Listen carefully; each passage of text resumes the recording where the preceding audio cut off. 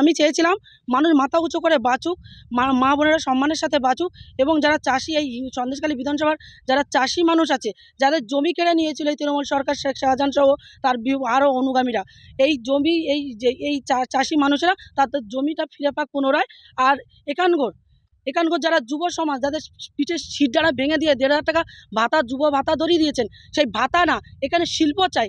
আজকে শিল্পর জন্য লড়াই, আজকের মায়েদের সম্মানের জন্য লড়াই।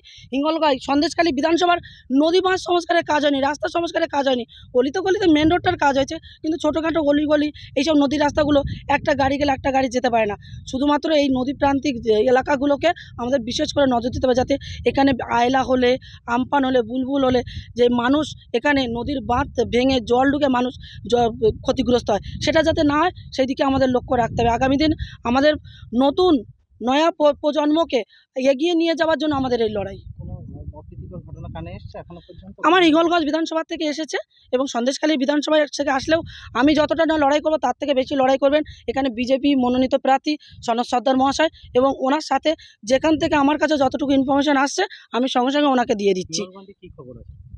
হিঙ্গলগঞ্জে অলরেডি শহীদুল্লাহ গাজী ওখানে ঢুকেছেন, শহীদুল্লাহ গাজী ঢুকে বুথে ক্যাপচার করার চেষ্টা করছেন, এবং ওখানে একটা অশান্তি, বড় ধরনের একটা অশান্তি বাঁধানোর চেষ্টা করছেন। ভোটাররা যারা ভয় পেয়ে পালিয়ে যান, ভোট না দেন, ওনারা যদি ছাপ্পা করতে পারেন, রেখাপাত্র যতক্ষণ আছে ততক্ষণ সম্ভব না ছাপ্পা করা, রেখাপাত্র দেখে নেবে। নিজের ভোট নিজে দিচ্ছি, আমি 2024-এর ভোটটাকেও আমি নিজে দিয়েছি, আবার 2026-এর ভোটটাও নিজে দিয়েছি। দিয়ে আমার এটা মনে হলো এই দুটো বছর, গত 24 সাল আর এই আমার বর্তমানে 26 সাল, এই দুটো বছর আমি নিজের গণতান্ত্রিক অধিকার আমি কোনো দলের ওপরে ভরসা করে দিতে পেরে আমি নিজের দামি মনে করলাম যে নিজের স্বাধীনতা ফিরে পেয়েছি।